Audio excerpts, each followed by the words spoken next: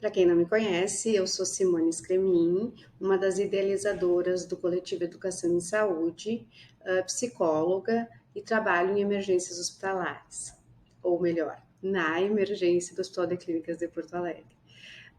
A minha ideia aqui hoje é conversar um pouquinho com você sobre cuidados paliativos numa abordagem psicossocial.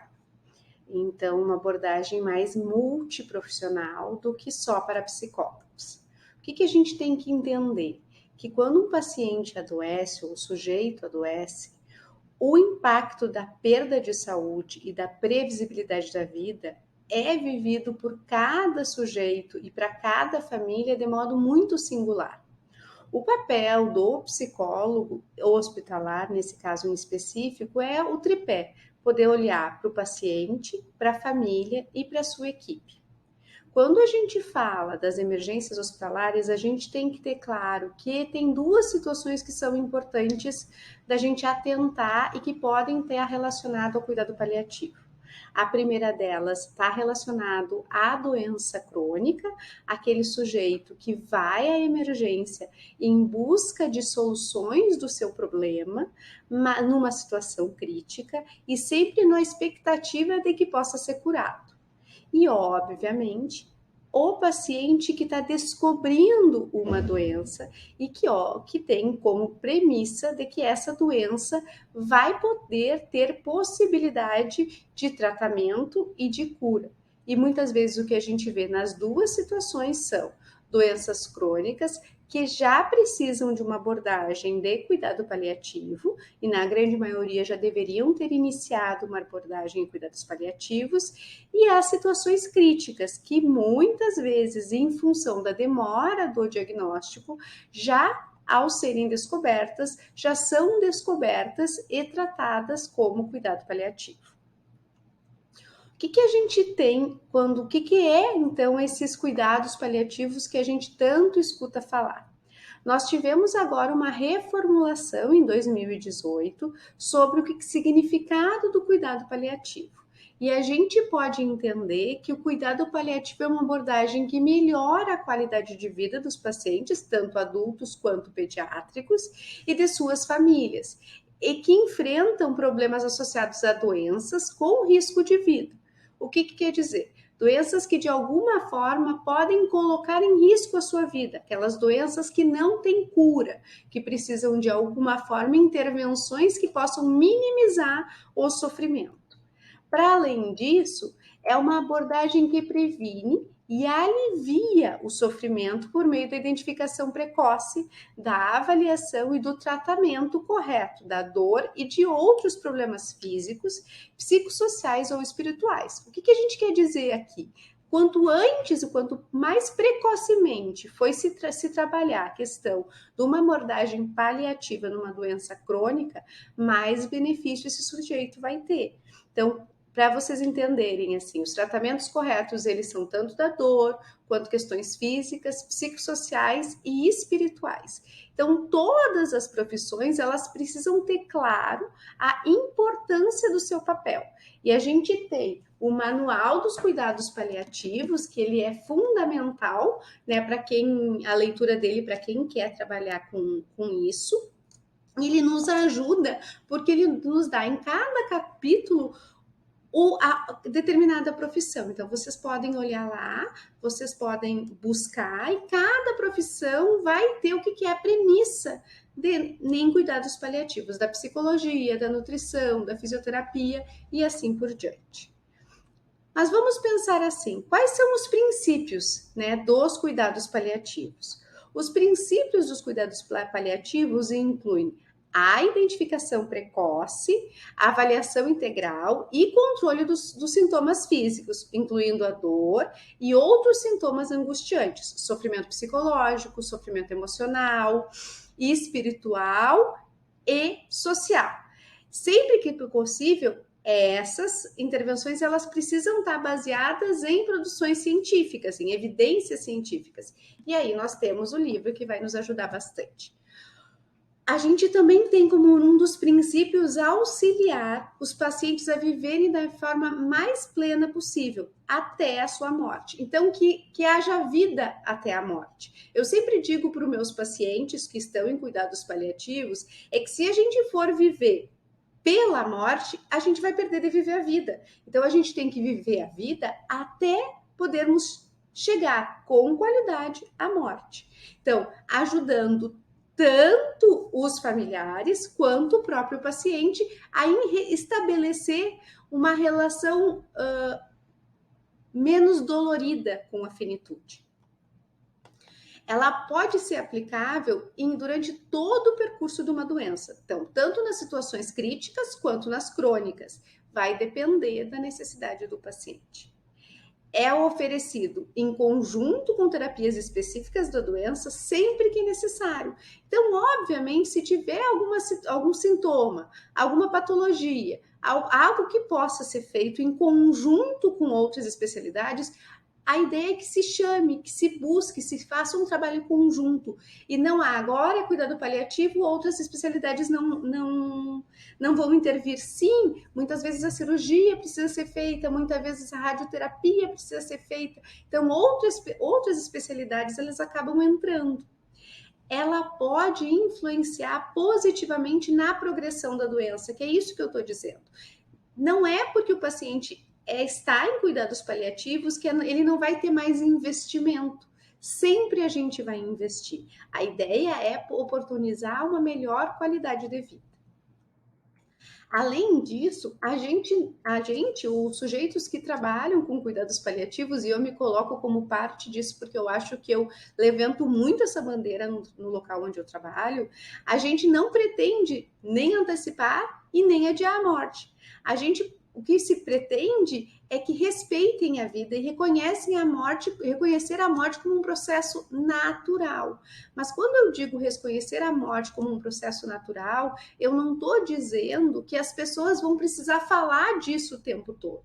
Muitas vezes a gente tem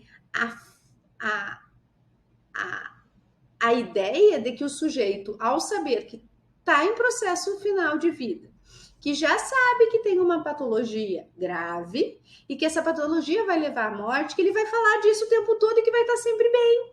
E que daqui a pouco ele não vai, né, ter uma escorregada e vai dizer, olha, surgiu um chá novo e eu vou tomar porque esse chá pode me curar.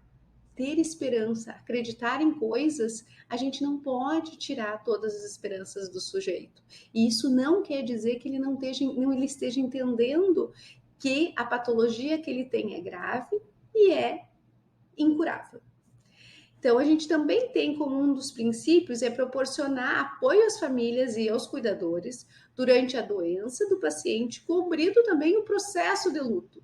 Então, o ideal dos cuidados paliativos é que a gente comece e termine com o sujeito e que seja visto de uma forma integral. Para além disso, a gente precisa reconhecer e respeitar os valores, as crenças e as culturas do paciente e da família. E, obviamente, aqui o nosso principal foco vai ser o paciente. Então, qual é a crença do paciente? Às vezes a gente pega a família que tem uma crença religiosa e o paciente tem outra. E a gente vai ter que chegar no meio termo e poder ajudar ele a entender o que é melhor para ele naquele determinado momento e a gente vai respeitar isso. A gente pode trabalhar com cuidados paliativos em todos os locais de cuidado de saúde. E isso inclui instituições de longa permanência, isso inclui a casa dos sujeitos. Então, todos os locais que a gente está prestando cuidados em saúde, nós podemos falar em cuidados paliativos. E, obviamente, em todos os níveis de atenção, primário, secundário e terciário. O que a gente pode pensar? Os cuidados paliativos, como eu já disse, eles podem ser exercidos por todos os profissionais com treinamento básico em cuidados paliativos. eu diria, não é o nosso papo aqui, papinho não é assim, desvalorizando o que eu tô falando, mas isso é só um en passant, isso é só para vocês terem uma ideia, mas é um treinamento básico sobre cuidados paliativos que vão fazer com que vocês possam sim já começar a intervir de acordo com as nossas premissas. A gente só vai requerer um especialista em cuidados paliativos junto com a equipe multiprofissional para devidamente encaminhamento de casos complexos. Então, eu sempre digo para os profissionais que trabalham em emergência, nós temos que pensar em cuidados paliativos o tempo todo, desde a porta de entrada até a alta desse sujeito, para poder pensar o que é mulher para ele. Isso é atendimento singular, isso é atendimento, né, integral, é poder ver o sujeito na sua complexidade.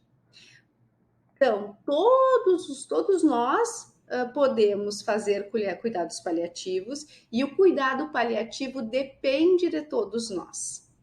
O que precisamos compreender? E aí eu faço essa setinha assim, porque eu digo sempre, a vida é altos e baixos, né? No momento que ela estagna, no momento que ela para, o que significa? Significa a morte, se a gente fizer o paralelo com a questão do ritmo cardíaco, né? Então, assim, precisamos compreender que as mudanças de humor são esperadas, que estar triste não é patológico, que as pessoas podem chorar, mas não necessariamente elas estejam deprimidas, e que sim, que elas estão em processo de elaboração de tudo que estão vivendo, e que sim, ora elas vão estar super bem, e vão estar acreditando, e vão estar esperançosas, e horas vão não estar entendendo do que está acontecendo, e por que elas, e por que eu, e por que não o outro, o que faz com que o meu familiar tenha isso, e outra pessoa que é tão ruim não tenha, que possa julgar ou possa querer encontrar explicações para algo que não é explicado.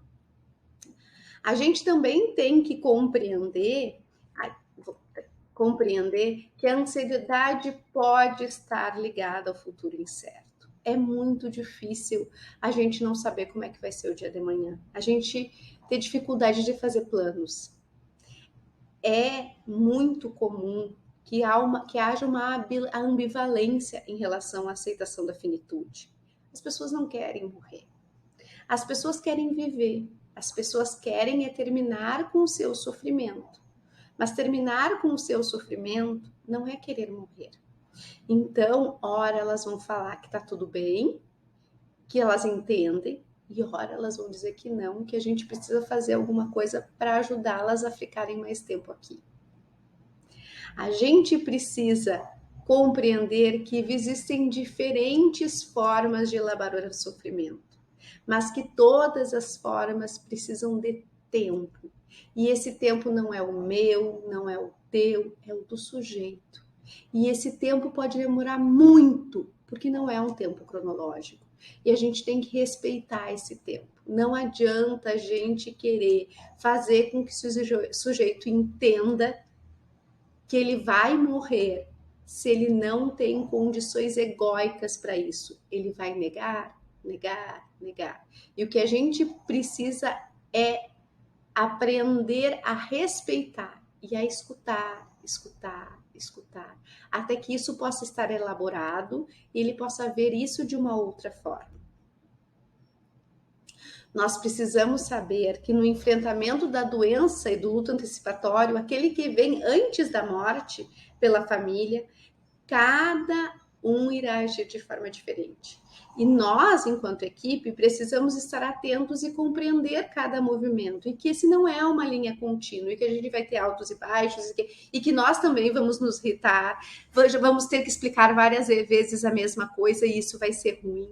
A gente tem que entender isso. E aí eu gosto muito, né, do que o Násio fala, que é a dor inconsciente é uma forma de rememorarmos o antigo trauma doloroso. E é também a experiência dolorosa passada que nos faz viver cada uma das nossas dores de modo único e individual. Cada um sofre a sua maneira, qualquer que seja o motivo do seu sofrimento. Então, o que ele quer dizer aqui?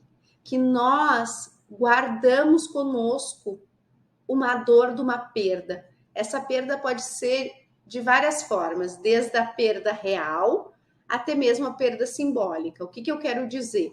A perda real é realmente ter perdido um ente querido já previamente, ter perdido a mãe, o pai, ter perdido uma tia que gostava muito. A perda simbólica é ter perdido, né, o afeto e o carinho da mãe, né, naquela continência de quando a gente é bebê e que de repente se depara precisando ir para a escola. Né? A gente perde aquela referência momentânea, mas isso é uma perda, isso é uma dor. E ela também pode ser vivida, né, e relembrada quando a gente de novo passa por uma situação de tamanho sofrimento como a perda de uma pessoa que a gente ama novamente. Então, cada perda vai fazer reviver. Né? E eu lembro, assim, de muitas situações que eu acompanhei de morte, né? E que não foram poucas, e que as pessoas sempre lembram, né? De situações ocorridas consigo, assim, em momentos remotos, assim. E quanto é importante a gente poder fazer essa escuta e poder ajudar eles a lançarem mão das estratégias defensivas que eles fizeram no passado para utilizá-las agora. Certinho um amigo que eles puderam contar mais, como que eles fizeram, o que eles fizeram para aliviar esse sofrimento. E nós, enquanto psicólogos, fisioterapeutas, farmacêuticos e assim por diante, nós, profissionais da saúde, como podemos fazer?